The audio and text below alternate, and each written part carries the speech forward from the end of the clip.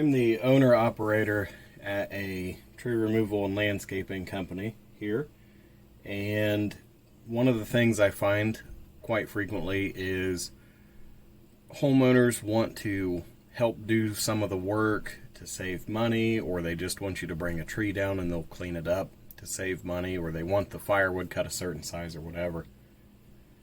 And I find a lot that they don't know how to maintain their bar and chain to keep their saw cutting properly or even cutting well. And a lot of times heavily used bars will have an uneven wear pattern to them, where one side is wore farther than the other, and most of the time that's from when you're cutting, the bar is not perfectly straight. You might be cutting at an angle, or if you're felling trees a lot, the pressure you put on it might be kicking it one way or the other. You can find these bar dressing tools on eBay and Amazon for relatively cheap. I've tried 3 or 4 of them, different brands. They all seem pretty much the same, the only difference being the file that's included with them. Most of these cheaper ones, the $3 and $4 ones, the files are absolute garbage, but the tool holder itself will be pretty much identical to the name brand ones. So what you'll want to start by doing is cleaning up your bar. I prefer to use compressed air, but if you're out in the woods cutting or somewhere that you don't have access to compressed air or brake cleaner or something to clean it off, you can use an old rag to wipe the outside of it off. Try to get as much gunk out of there as you can. They have these bar cleaning tools. You can make them out of sheet metal. Sometimes a stick will work, a very thin screwdriver, zip ties, just about anything that'll fit down in the groove. This one has a hook on it. You stick the hook in there and pull towards you, and it'll pull out whatever gunk is inside the bar.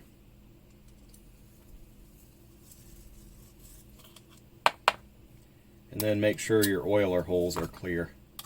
So that one's clogged up a little bit. We'll push it out with a zip tie. And again, this is where compressed air or a can of brake cleaner comes in handy.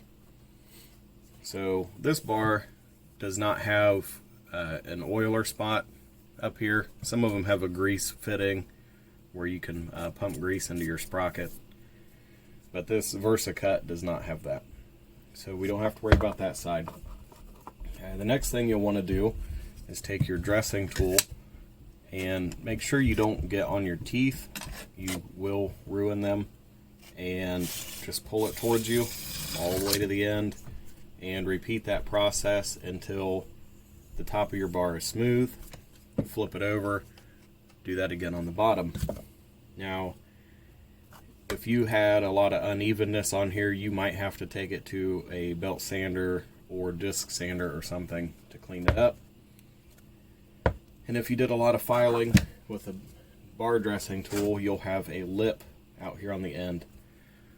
This is just a triangle file from Harbor Freight. I got it in a pack of variety files for relatively cheap, and I happen to like this one, so it stays in my bag. Use your file to clean your edge up. Make sure you don't have any burrs inside the channel of your bar. If you do, your triangle file comes in handy for this.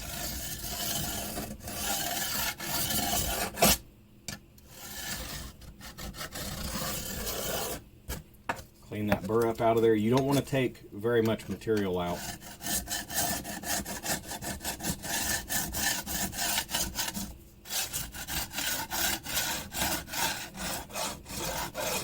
As you're doing this, you'll see the edge take more of a rounded shape. It won't look so sharp. You can get your fingernail in there and feel for a lip. If you don't feel one, you're ready to move on to the next step.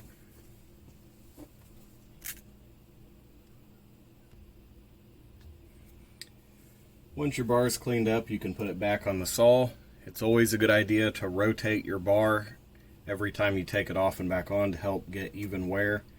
And ideally, you'd want to do it pretty often. I know some people who will flip their bar every time they refill the saw. Some people do it every time they resharpen the chain. I think it really comes down to preference, as long as you do it about the same time every time.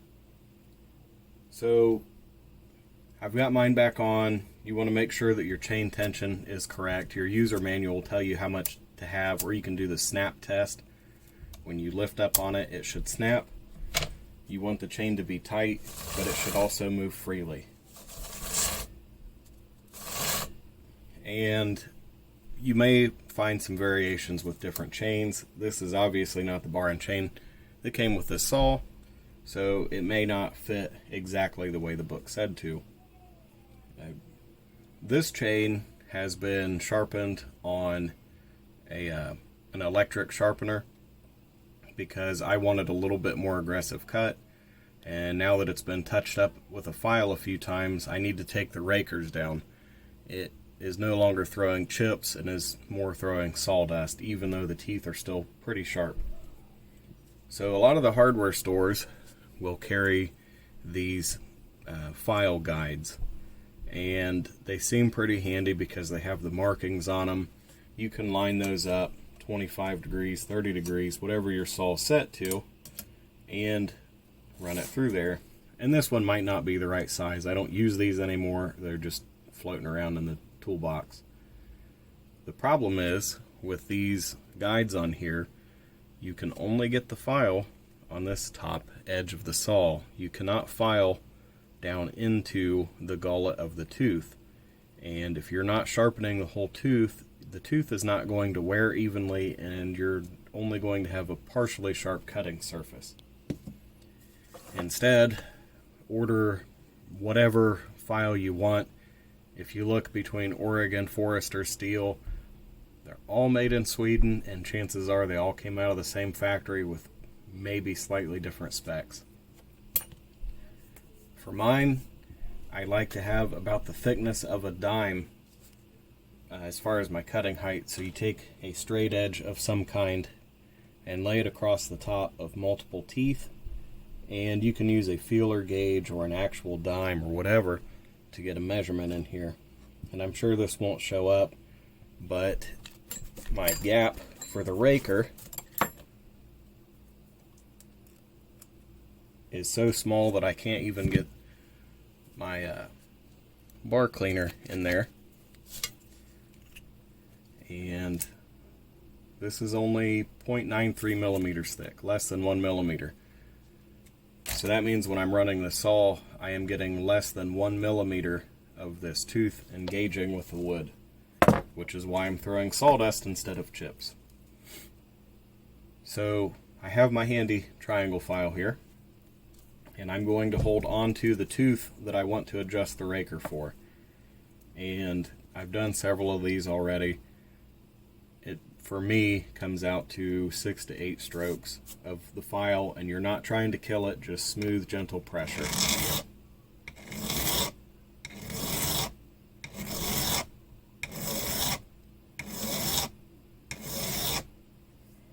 So we're at 7 strokes on that tooth, and we'll set the file back across the top as a straight edge. So I still can't quite fit that in there.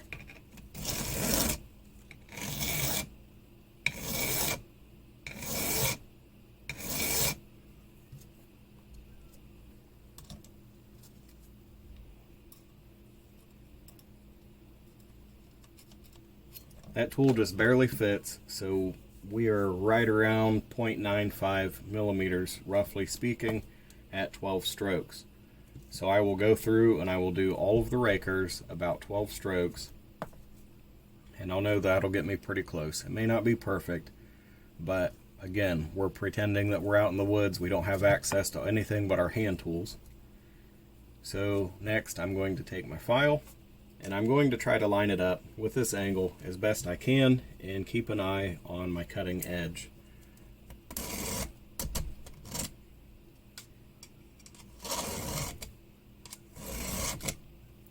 So I've made a couple strokes, and it looks like I'm removing material a little bit more towards the back side, which means I'm changing the angle. So we'll tilt it forward a little bit more,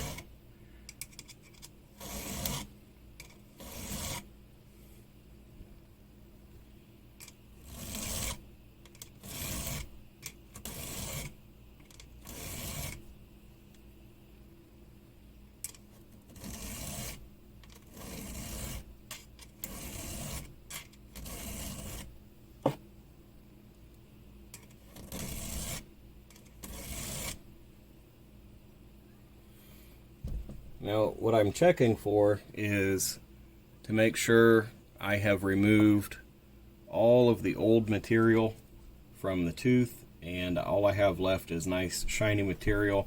I can tell that the file has went over the entire surface of that, and we stayed pretty close to the angle it was already at. It's not going to be perfect, but I have the entire tooth sharp now, whereas the recommended tool would have barely got the top. And now we're going to engage with the entire top of this cutting edge. With this chain being a full chisel, the teeth are actually wider than the bar. So we will also be engaging this outside edge, and that's why it's important to sharpen the entire tooth, not just the top of the tooth. These full chisel chains make it easier for your bar to pass through the wood, especially softwoods that tend to expand while you're cutting them, like pine or other coniferous wood. Once you go through and get all the teeth done, it's good to go take a practice cut on a piece of wood you have nearby. If you notice that the bar is wanting to pull one way or the other, it could be that your rakers are not even, or it could be that your bar is not fully dressed, or you may have missed a couple teeth or have teeth that are damaged. You may have sharpened one side more than the other. If you get it that bad to where you can't cut through a log, you should probably practice more, but you can use an electric grinder with a fixed angle to reset your chain back to an original position when you get back to the house, and from there it should cut well again. One thing I do like to do when I'm at home, instead of using a file to take the rakers down, I have an old electric grinder, and I'll set the depth on it to where it just takes just the top off of these, and I'll hit them all through one way, and I'll flip the chain around and go through. Since these are offset, it doesn't quite hit them evenly. It'll scoop them a little bit, and that's a real easy way to make sure that all the rakers are the exact same height across. Alright, I hope that video helped you guys out. If you have any questions, let me know.